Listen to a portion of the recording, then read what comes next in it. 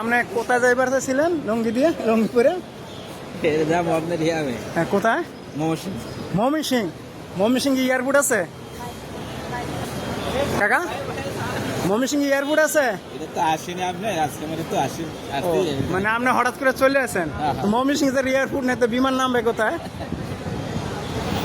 এটা তো আমি আপনার কে বলছে এখানে আসার জন্য?